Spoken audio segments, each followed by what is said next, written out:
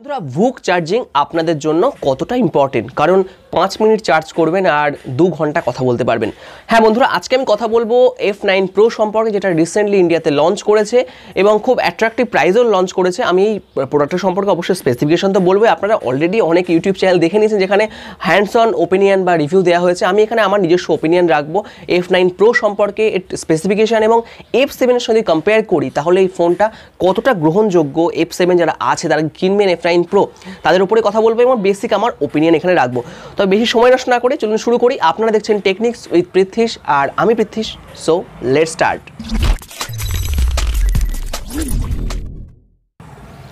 So প্রথম কথা, F9 Pro আপনি যদি প্রথমত ডিজাইন ল্যাঙ্গুয়েজটা দেখেন F7 এর থেকে অনেকটা আলাদা।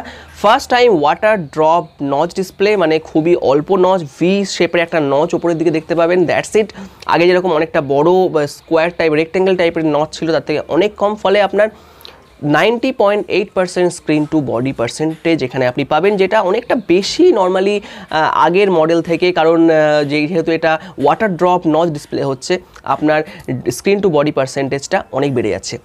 সেকেন্ড পার্ট বলি, এখানে display size 6.3 inch full HD plus এবং ব্যাক সাইডটাও কিন্তু একই রকমভাবে অ্যাট্রাকটিভ, কারণ এখানে অনেকগুলো কালার কম্বিনেশন, কালার ডিফ্রেকশন বা কালার উপরে উঠে একটা স্কোয়ার মতো কালার হয়ে যাচ্ছে, বেশ দেখতে সুন্দর লাগছে এই কালারটাকে।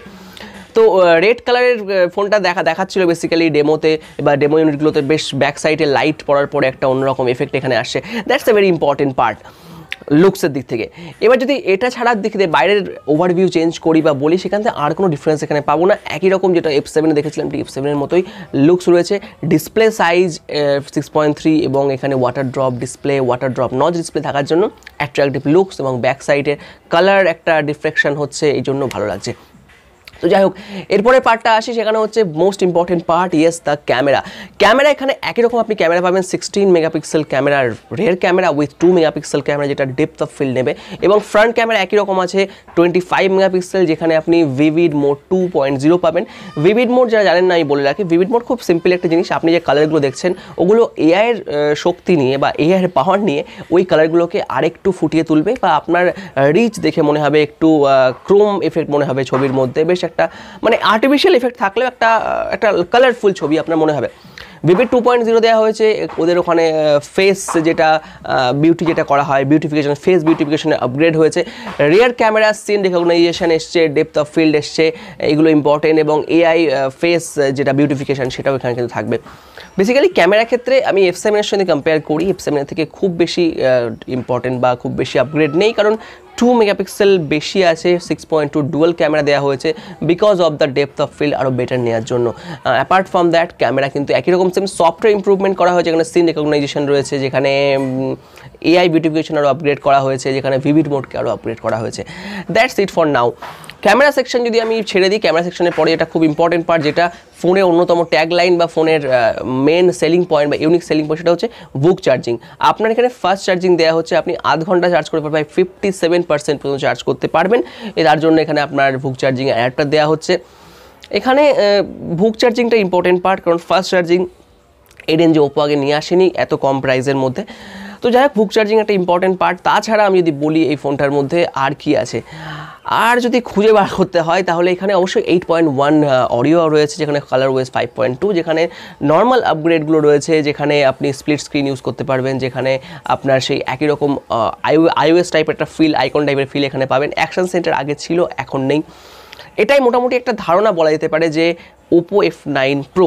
এবার যারা F7 রয়েছে তাদের কি কেনা উচিত? দেখুন, আমার মনে হয় আপনি যদি ক্যামেরা সেন্ট্রিক ফোন দেখেন, দুটো ক্ষেত্রে ক্যামেরা এখানে কোনো ইম্পর্টেন্ট পার্ট নেই। হ্যাঁ, আপনি যদি লুকস নতুন চান, লুকসটা একটু ডিফারেন্স রয়েছে, লুকসের জন্য আপনি একটু এগিয়ে রাখতে পারেন F9 Proকে।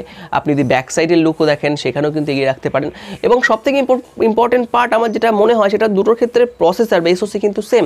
Helio P60 one of the mid রেঞ্জের one of the best processor আমরা বলতে পারি। যেই প্রসেসরটা রয়েছে F7 এবং F9 Proতে, সেক্ষেত্রে পারফরমেন্স দিতে আপনি গেমিং এক্সপিরিয়েন্স করতে চান বা গেম খেলতে চান, বা হেভি ইউজও করতে চান, তাহলে কিন্তু ফোনের কিন্তু এক্সপিরিয়েন্সে কোনো রকম ডিফারেন্স থাকবে না। মানে F7 যার কাছে আছে তার কাছে সেম প্রসেসর দিয়ে কিন্তু রয়েছে এটা। তো আমার মনে হয় যারা F7 ইউজ করছেন বা পাওয়ার ইউজার তাই কিন্তু দরকার হবে না মনে হয়, আমার ব্যক্তিগত ওপিনিয়ন।